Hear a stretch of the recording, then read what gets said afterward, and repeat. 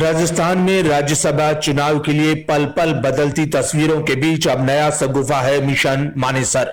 क्या वाकई में राजस्थान की राजनीति के जादूगर कहे जाने वाले अशोक गहलोत ने राज्यसभा चुनाव और राजस्थान की अपनी सरकार को चक्रव्यूह से बाहर कर लिया है?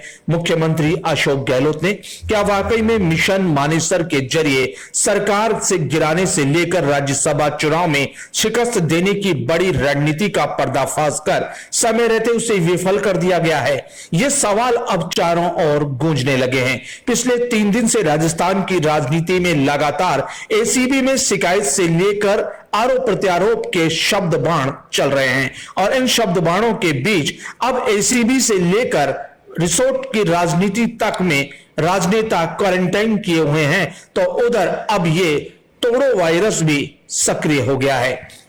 मुख्यमंत्री अशोक गहलोत ने 3-4 दिन पहले ही संकेत दे दिए थे कि राजस्थान की राजनीति में उनकी सरकार को अस्थिर करने के लिए और राज्यसभा चुनाव में शिकस्त देने के लिए बड़े पैमाने पर धन का इस्तेमाल के जरिए उन्हें करारी हार देने की कोशिश की जा रही है। लेकिन राजस्थान की राजनीति में ये जादूगर पुराने हैं और शायद यही वजह है कि उन्होंने इस खतरे को भांपकर तुरंत ही राजस्थान की सीमाओं को सील करके हरियाणा यानी मानेसर मिशन को फेल कर दिया। लेकिन क्या वाकई में मिशन मानेसर कोई मिशन था या यह भी केवल मात्र एक शगुफा भर है? यह भी बात चारों ओर दौड़ रही है। अगर मिशन मानेसर था तो उसके अंदर कौन से भारतीय जनता पार्टी के बड़े नेता शामिल थे? यह सवाल भी अब लोगों को सताने लगा है। क्या वाकई में सरकार के कुछ साथ लगे विधायक उनके संपर्क में थे जो मिशन मानेसर को अंजाम देना चाहते थे?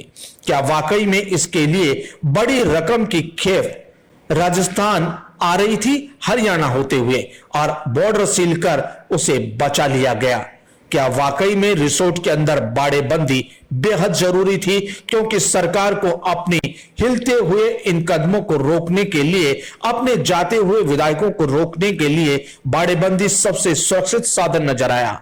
और यही सारे सवाल राजस्थान की राजनीति में पिछले 3 दिन से तैर रहे हैं और अब जब मिशन मानेसर का नया शगुफा आया है तब लगने लगा है कि वाकई में सरकार को अस्थिर करने के लिए और राज्यसभा चुनाव में शिकस्त देने के लिए कोई बड़ा अभियान शुरू किया गया था।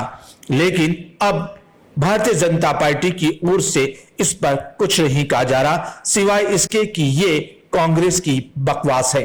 लेकिन क्या बकवास है तो फिर मिशन मानेसर के